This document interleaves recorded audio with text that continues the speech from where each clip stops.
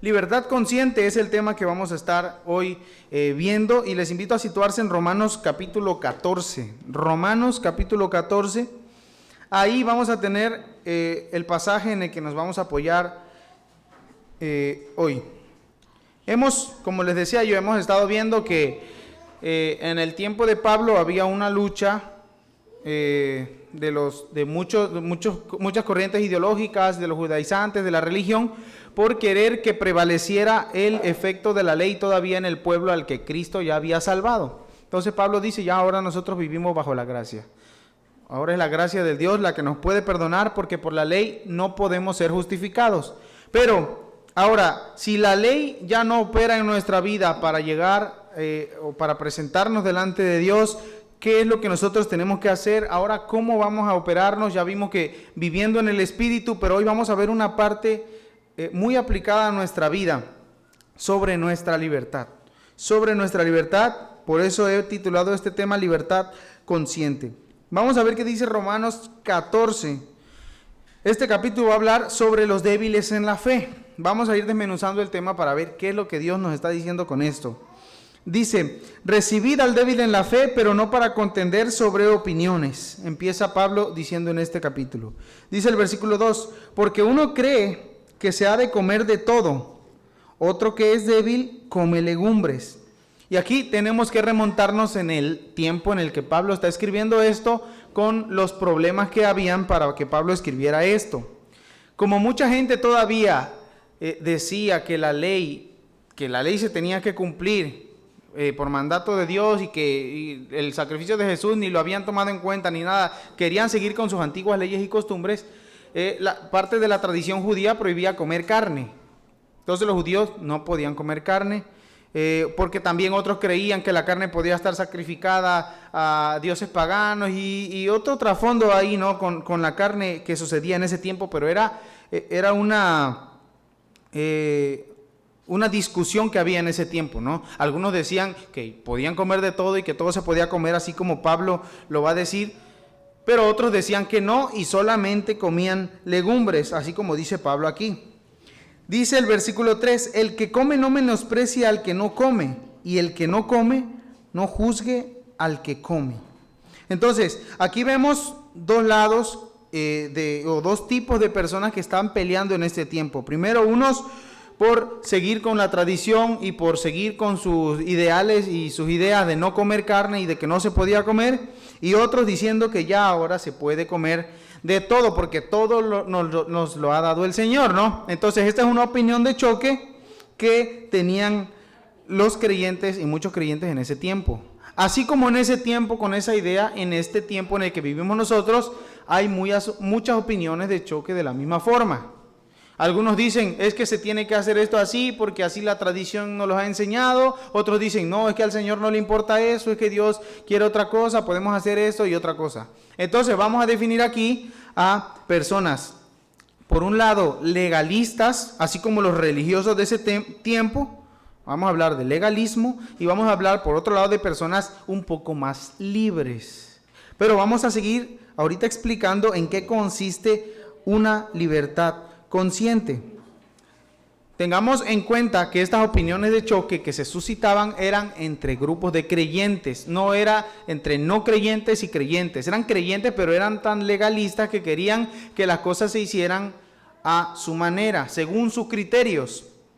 Entonces, algo muy importante que nos enseña Pablo aquí en este pasaje es que, hablando del débil en la fe, el débil no se ve a sí mismo como débil. Ese es el efecto, o uno de los efectos del legalismo. Un débil en la fe muchas veces es alguien que nosotros vemos como un religioso muy influyente, como los religiosos de ese tiempo, que eran débiles en la fe, pero ellos no se veían débiles en la fe porque se creían superiores a los demás que no seguían las costumbres que ellos querían que se siguieran. Entonces Pablo habla de este tipo de personas débiles en la fe, porque uno puede ser débil en la fe, primero porque va empezando apenas en la fe, porque no conoce mucho.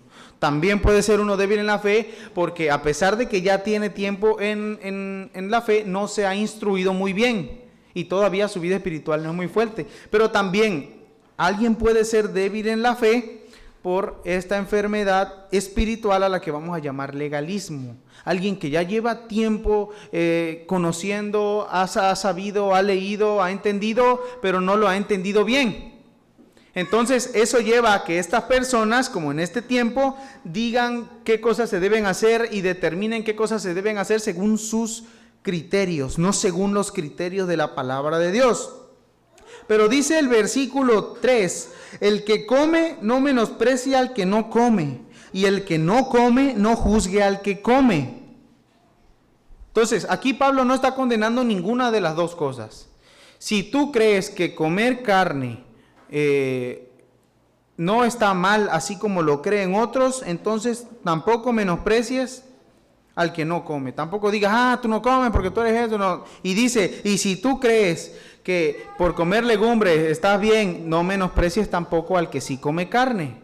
Y algo muy impactante que dice en el versículo 3 es, porque Dios le ha recibido. Es decir, porque Dios aceptó a los dos.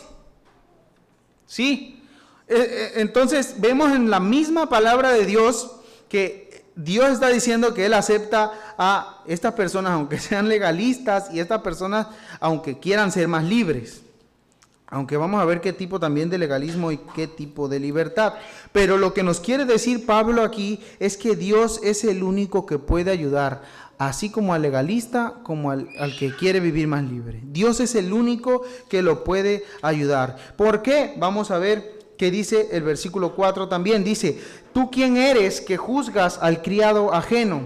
Para su propio Señor está en pie o cae, pero estará firme, porque poderoso es el Señor para hacerle estar firme. ¿De quiénes somos nosotros? Nosotros somos de Dios, y Él es nuestro Señor. Entonces, ¿tú quién eres que juzgas al criado ajeno? Que juzgas a alguien que no es tuyo, a alguien que es de Dios.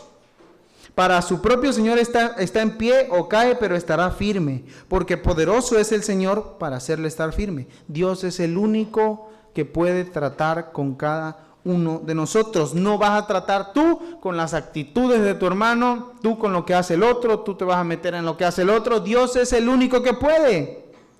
Dice el versículo 5, pone otro ejemplo Pablo. Uno hace diferencia entre día y día, otro juzga iguales todos los días. En este tiempo, en el tiempo que Pablo escribe esto, también habían costumbres de ciertos días, de cuidar ciertos días, de no hacer nada ciertos días, etcétera, etcétera. Y Pablo dice, uno hace diferencia entre día y día, otro juzga iguales todos los días. Cada uno esté plenamente convencido en su propia mente. En otras traducciones de la Biblia dice, cada uno debe estar seguro de que piensa lo correcto. Qué confrontativo es esta frase que dice la palabra de Dios. Cada uno debe estar seguro de que piensa lo correcto. No importa si tú crees de esta forma, si tú crees de la otra, debes estar seguro de que piensas lo correcto. ¿Y cómo podemos hacer eso? Porque ya Pablo aquí está dejando estos temas a un tema de conciencia de cada quien, a un tema de conciencia individual. ¿Cómo podemos hacer esto? Conectándolo con el tema anterior, viviendo en el Espíritu. El Espíritu Santo es el que nos va a ir moldeando y el que va a ir moldeando nuestra conciencia. Entonces, una conciencia dirigida por el Espíritu Santo siempre está segura de sus acciones. Una conciencia dirigida por el Espíritu Santo siempre está segura de sus acciones. Vamos a ver al final algo muy importante sobre esto, ¿no? Pero como ya vimos también, nuestra carne humana no solamente es nuestro cuerpo, sino también nuestra mente. Y Pablo está diciendo aquí, cada quien debe estar seguro de que piensa lo correcto. Eso es lo que debe estar pensando cada quien, hablando individualmente. Dice el versículo... porque dice el versículo 6, el que hace caso del día, lo hace para el Señor, y el que no hace caso del día, para el Señor no lo hace. El que come, para el Señor come, porque da gracias a Dios, y el que no come, para el Señor no come y da gracias a Dios. Dice el versículo 7, porque ninguno de vosotros vive para sí y ninguno muere para sí, porque nuestra vida es completa y totalmente de Dios. Ninguno de vosotros, ninguno de ustedes vive para sí y ninguno muere para sí, porque si vivimos para el Señor.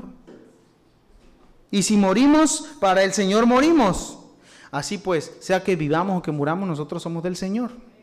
Esto nos va a responder la pregunta que está haciendo el versículo 4. ¿Tú quién eres que juzgas al criado ajeno? Dice aquí, porque Cristo para esto murió y resucitó y volvió a vivir para ser Señor así de los muertos como de los que viven. De Dios somos todos. De Dios es todo, y todo lo que hemos entregado nuestra vida a Él, está nuestra vida a su disposición. Y el versículo 10 vuelve a preguntar, pero tú, ¿por qué juzgas a tu hermano? Esta pregunta se la está haciendo a aquellos que juzgan o que señalan a su hermano porque no siguen costumbres o ideas o tradiciones o cualquier cosa que según para mí está bien y yo menosprecio al otro porque no lo hace. Pablo pregunta, ¿tú por qué juzgas a tu hermano? O tú también, ¿por qué menosprecias a tu hermano? Porque todos compareceremos ante el tribunal de Cristo. Nuestra vida, cuando decimos que nuestra vida es para Dios, decimos que toda nuestra dedicación debe ser para Él, que todo lo debemos hacer para Él, que toda nuestra vida se debe mover para Él. Entonces tenemos una relación con Dios de nosotros hacia Él. Pero también el Señor, así como nos dijo, ama a Dios sobre todas las cosas, ama a Dios con todas tus fuerzas, también a tu prójimo como a ti mismo. Tenemos también una relación con los prójimos, nuestro prójimo que nos rodea, ¿no? Entonces, aquí en el versículo 10, vamos a ver, también a volver a ver a estos dos tipos de personas cuando pregunta, ¿tú por qué juzgas a tu hermano o tú por qué menosprecias? Vemos estos dos lados. Un lado estricto de criticar al otro porque alguien es poco espiritual, porque alguien es menos espiritual, porque se viste así, porque hace esto, porque esto, él no es cristiano, él no debería llegar a la iglesia, este está mal, este no sabe. Ese es un lado. Y el otro lado es alguien que quiere vivir la vida en libertad, que cree sentirse superior porque él sí es libre, porque él sí puede hacer lo que quiera, y juzga o demerita al otro hermano y le dice, no, que este es un santurrón, este es un aburrido, un religioso, aquí que allá. De los dos lados tenemos una cara de la moneda. Pero lo que nos está diciendo básicamente Pablo aquí en el versículo 10 es, tú no te preocupes del otro, de que si el otro está haciendo esto, de que si el otro no ora de esta forma, de que si el otro come carne y que si ya comió en la mañana carne y en la tarde también, ¿dónde te preocupes tú del otro? Tú ya tienes suficiente que responder ante el tribunal de Jesús, Tú individualmente ya tienes suficiente que responder y no te va a preguntar el Señor, ¿por qué no le dijiste al hermano que no sé qué estaba haciendo, que no sé qué hacía, que no sé qué? No, porque cada quien va a responder por su propia, por lo que hizo aquí en la vida, por sus propias acciones. Todos compareceremos ante el tribunal de Cristo. Porque escrito está, menciona una parte de la profecía de la Escritura, que dice, vivo yo, dice el Señor, que ante mí se doblará toda rodilla y toda lengua confesará a Dios. De manera que cada uno de nosotros dará a Dios cuenta de sí, dice el versículo de 12. Cada uno de nosotros. Y esto es muy importante para entender cómo es nuestra libertad consciente. El versículo 13 dice, así que ya no juzguemos más a los unos a los otros, sino más bien decidid no poner tropiezo u ocasión de caer al hermano. Qué fuerte leer esto. Qué fuerte para muchos todavía sigue siendo leer esto, porque tú dices, ¿cómo voy a limitar yo mi vida, mis acciones y lo que yo creo y lo que yo hago por alguien más? Y todavía para muchos de nosotros es difícil seguir leyendo esto e increíble que Dios lo esté diciendo, porque quizá la postura que nosotros nos imaginemos de Dios hacia esto es, tú sigue haciendo lo tuyo, tú que no te importe el otro, tú no lo juzgues, sí, pero tú sigues terco haciendo lo tuyo y sí, que no te importen los demás, ni que no te importe si alguien más lo vaya a ver, que no te importe si alguien más le vaya a ofender. No, esa no es la postura de Dios. La postura de Dios nos la dice aquí en el versículo 13.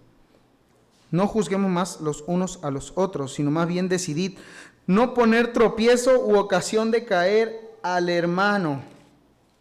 Porque estamos hablando de juzgar, pero de acuerdo a nuestros estándares.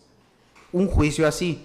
y con opiniones dudosas, con opiniones que no están corroboradas en la Biblia, que no tienen sustento bíblico, que no tienen nada, que son tradiciones, que son ideas tuyas. No estamos hablando de que, porque no me puede juzgar, no voy a aconsejar al hermano cuando esté haciendo algo mal, cuando esté un poco débil en alguna parte de la vida. Aconsejar y exhortar es otra cosa, y eso es bíblico. Juzgar a alguien de acuerdo a nuestros estándares y de acuerdo a nuestras ideas, eso no es bíblico.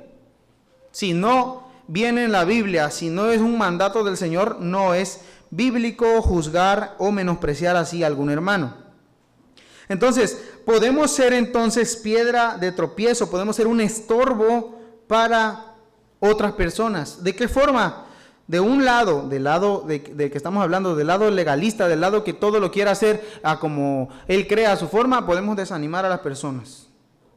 Desanimar a alguien que está llegando, que va empezando a llegar, desanimar a alguien que apenas va conociendo y tú empiezas a bombardearlo y a batirlo con tus reglas, con tu esto y con lo otro, lo desanimas. Y del otro lado, del que quiere ser libre, del que quiere hacer la vida, que no pasa nada, todo está bien, puedes también atraerlos a pecar porque tu libertad la vives sin sabiduría. Porque tu libertad la vives fuera del Espíritu, vives una libertad totalmente desarraigada de Dios. Y de esas dos formas podemos ser tropiezo para otras personas, para nuestra familia, para nuestros hermanos, para cualquier persona. Y vamos a seguir viendo aquí qué otro ejemplo pone Pablo. Dice el versículo 14, yo sé y confío en el Señor Jesús que nada es inmundo en sí mismo, mas para el que piensa que es algo inmundo, para él lo es. Está hablando aquí del tema que está hablando de la carne, de comer carne. Y dice Pablo, yo sé y confío en el Señor Jesús que nada es inmundo en sí mismo. Más para el que piensa que algo sí es inmundo, para él lo es. No, dijo Pablo, pues para el que lo piensa voy a ir allá a decirle y a pelearme con que no es. Y tardamos peleando y ya nos separamos y ya al final ni nos hablamos. Porque no es de lo que se trata esto, ¿no? Pero dice el versículo 15, pero si por causa de la comida tu hermano es contristado, ya no andas conforme al amor. Increíble que Pablo sabe que comer carne no está mal. Pablo sabe y confía en el Señor Jesús que comer carne no está mal porque el Señor se la ha dado y por muchas razones que están arraigadas en su corazón. Y Pablo lo sabe, y Pablo sabe que también si alguien no quiere comer carne, dice, para él es lo bueno, ¿no?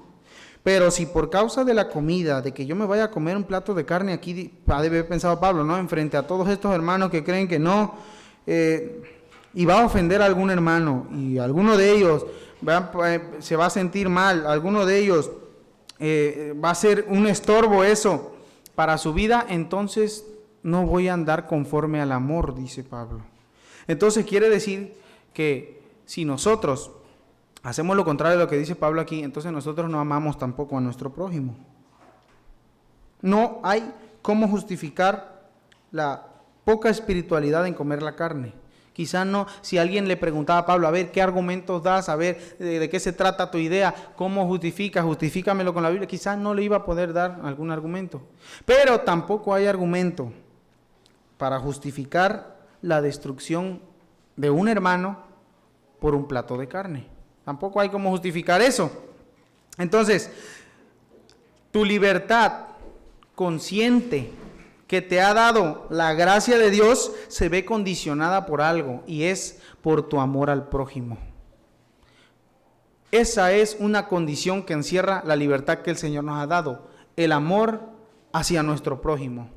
Porque si por algo que vamos a hacer va a afectar, aunque nosotros sepamos que está bien, aunque nosotros sepamos que a Dios le agrada o que no tiene ningún problema con eso, pero si lo que vamos a hacer le afecta a algún otro hermano, no estamos viviendo conforme al amor.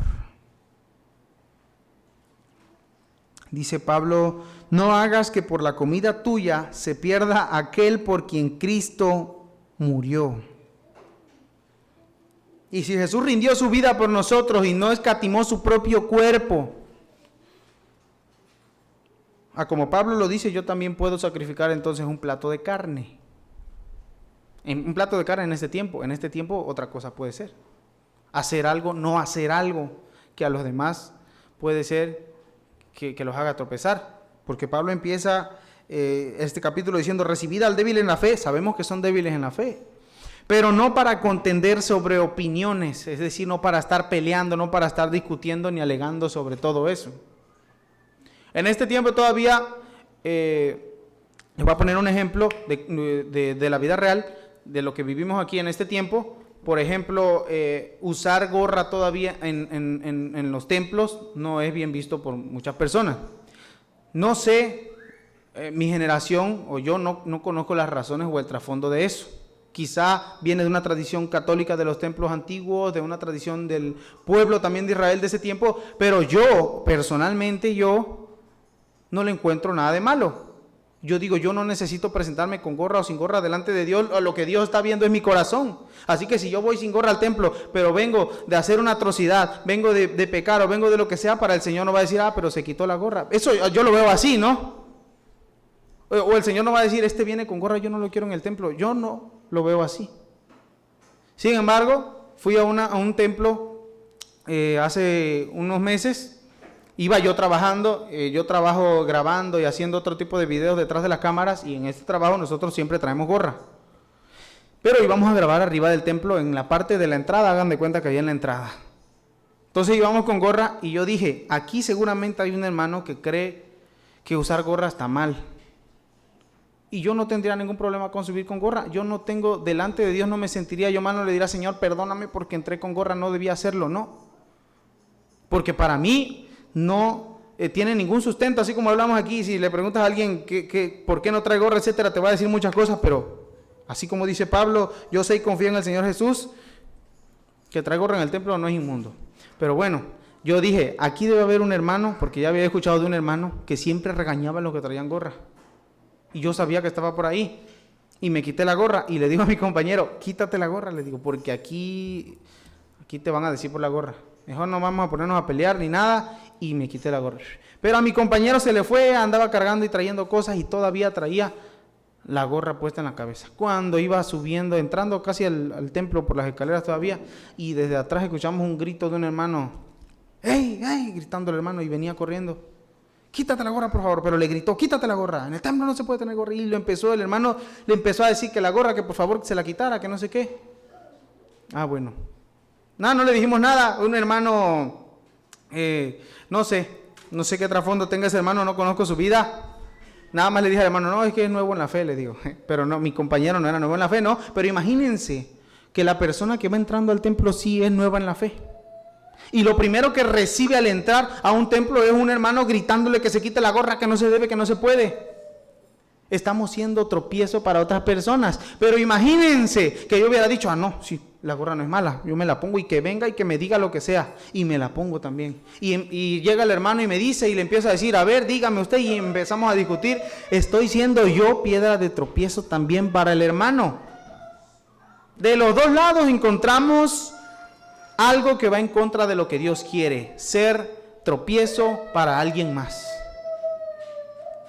Y esto sigue pasando aquí, en todas las iglesias y en todos los lugares siempre va a haber de los dos tipos de cosas. Pero vamos a ir aterrizando a qué es lo que Dios quiere de nosotros entonces. Dice el versículo 16. Del versículo 16 dice, no sea pues vituperado vuestro bien. O sea, no sea... no los vayan a ver mal porque ustedes se sientan libres, porque ustedes sientan que esté bien hacer lo que esto, no vayan a creer que la libertad que ustedes viven la estén viviendo mal. Porque el reino de Dios no es comida ni bebida, sino justicia, paz y gozo en el Espíritu Santo. Como veíamos el domingo pasado, al Señor le importa que andemos en el Espíritu. No le importa si andas con ropa buena, si andas con o sin gorra, no le importa si andas con falda o sin pantalón. Al Señor le importa que andes en el Espíritu. Y dice la Biblia, el reino de los cielos no es comida ni bebida, como en este tiempo. Acá podemos decir, el reino de los cielos no es ni falda, ni pantalón, ni gorra, ni lo que sea. El reino de los cielos no es eso. El reino de los cielos es justicia, paz y gozo en el Espíritu Santo. Eso es el reino de los cielos. Si ponemos nuestras opiniones y nuestras costumbres y nuestras propias ideas antes que la justicia, gozo y paz en el Espíritu Santo, estamos fuera de sintonía con las prioridades de Dios. La prioridad de Dios es que nosotros vivamos en el Espíritu, que nosotros disfrutemos de la justicia, el gozo y paz en el Espíritu Santo. Entonces, si nosotros ponemos primero nuestras ideas y nuestras opiniones encima de esa prioridad de Dios, que es vivir en el Espíritu Santo, entonces estamos en desacuerdo con el Espíritu, no estamos de acuerdo con Él. Y el que está en desacuerdo con el Espíritu Santo y que no vive en el Espíritu está lejos de Dios. Eso es lo que debemos saber. Y es lo que debemos cuidar si tú que me estás oyendo estás en uno de estos dos lados. Del lado que todo lo quiere hacer de forma legalista y que todo lo ve de una forma bajo su propio criterio, y del lado que todo lo quiere vivir para sí, que todo lo quiere hacer para sí sin pensar en lo que puedes hacerle a tu prójimo. Eso no es lo que Dios quiere, sino que vivamos en el Espíritu y que estemos de acuerdo con Él en su palabra.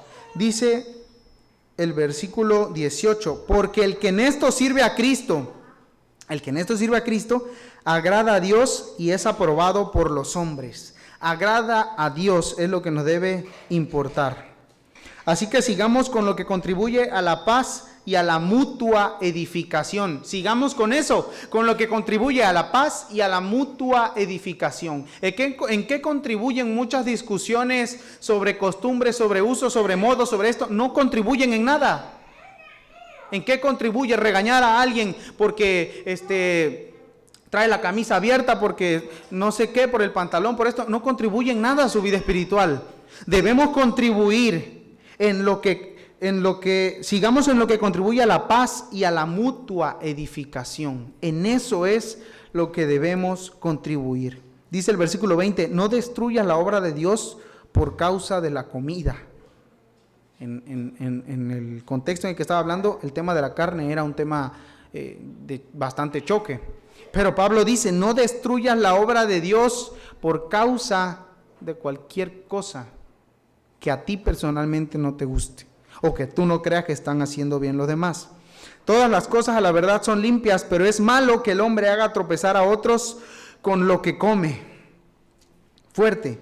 Bueno es no comer carne, ni beber vino, ni nada en que tu hermano tropiece, o se ofenda, o se debilite. Eso es bueno, dice aquí. Quizá a algunos todavía les cueste digerir esto, pero esto está en la palabra de Dios. Claramente lo estamos leyendo en la palabra de Dios, y sin interpretarlo a más y sin buscar más y rebuscar más traducciones y más cosas, claramente dice, bueno es no comer carne, ni beber vino, ni cualquier cosa en que tu hermano tropiece, se ofenda o se debilite. Sabemos que no hay nada malo en algunas cosas que hacemos. Sabemos que no hay nada malo en cosas que podemos pensar o en cosas que pueden haber, que nosotros estemos acostumbrados. Nosotros sabemos que no hay nada malo. Pero tampoco hay nada bueno en hacer que un hermano tropiece. En eso tampoco hay nada bueno. El versículo 22 y 23 va a ir cerrando este capítulo diciendo, tú tienes fe, tenla para contigo delante de Dios. Entonces, tú tienes fe, tenla para contigo delante de Dios. Bienaventurado el que no se condena a sí mismo en lo que aprueba. Y esto hay que llevárnoslo en la mente en este día. Dichoso el que se siente libre de hacer algo y no se siente mal por haberlo hecho.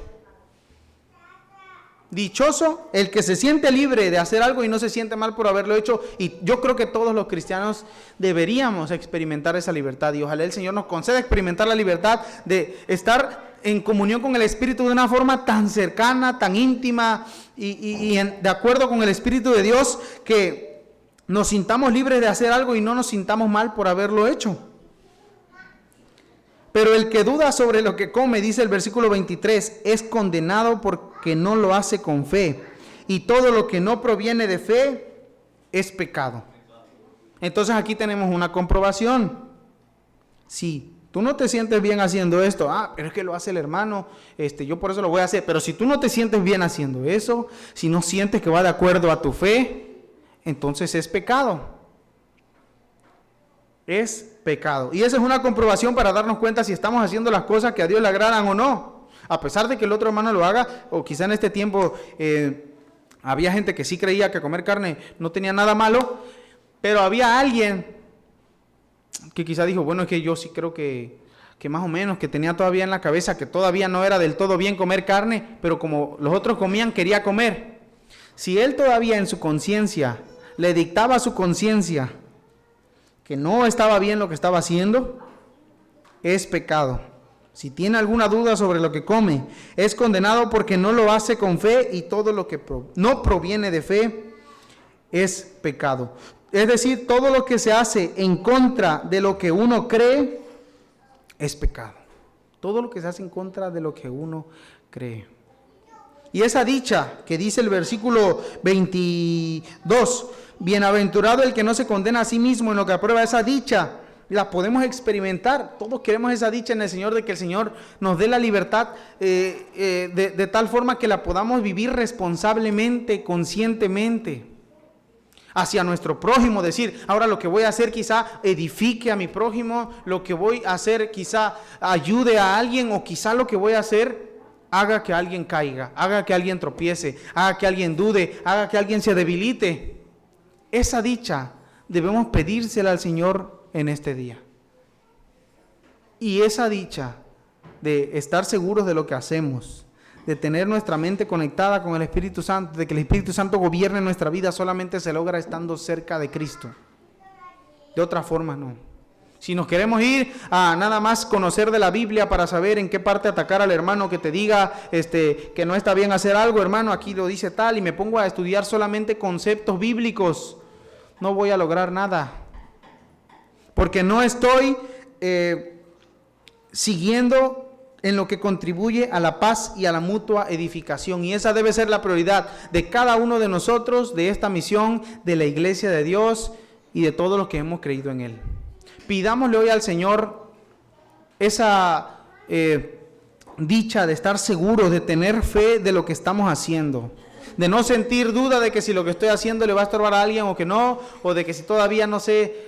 Pidámosle al Señor que Él nos dé esa dicha y encontremos en su Espíritu Santo la dirección para todo lo que hacemos. Y también, si alguien de nosotros está en alguno de estos dos extremos que hemos hoy hablado, si alguien de nosotros todavía necesita desprenderse de muchas ideas que quizá en algún momento todos hemos sido tropiezos para alguien en algún momento, y en algún momento tú ya te cansaste de ser tropiezo para otra persona con tus ideas, con lo que piensas, con lo que dices, entrégale al Señor todo lo que eres, todo lo que haces. Y si también tú dices, yo quiero vivir mi vida a como sea, no me importa, el Señor ya me perdonó por su gracia, yo soy libre, todo se puede hacer, hay que escudriñar la palabra, hay que pedirle al Señor que Él nos dé de su Espíritu Santo y entregarnos a Él. De las dos formas, cambiar solamente se puede estando cerca de Jesucristo, estando cerca de su palabra y buscándolo día a día. Vamos a orar, les invito a ponerse de pie para pedirle que Él nos ayude a cambiar todos los aspectos de nuestra vida que necesitan ser cambiados y ser de mutua edificación para nuestros hermanos y para los demás. Gracias, Señor Jesús, porque tu palabra nos ha hablado en esta mañana claro y profundo a nuestro corazón, y entendemos por fe, entendemos qué es lo que tú quieres de nosotros, que quieres que seamos de edificación para nuestros hermanos, que quieres que seamos de bendición para las demás personas que te conocen y para los que no te conocen, Señor. Úsanos, llénanos de tu Espíritu para poder bendecir a otras personas y ser bendecidos a través de eso, Señor. Gracias por todo lo que tú nos das y porque tú nos permites esta oportunidad de pedirte que cambies todo eso que necesita ser cambiado de nosotros. Renueva nuestro espíritu y crea un espíritu recto delante de nosotros, Señor. Quédate con nosotros y que estos mensajes que hemos visto en estos domingos se queden en nuestra mente, en nuestro corazón, y que salgamos a compartírselo al mundo, pero sobre todo que salgamos a demostrarle al mundo que tu Espíritu Santo nos ha cambiado y nos sigue cambiando día con día. En Cristo Jesús, amén. Que el Señor les bendiga.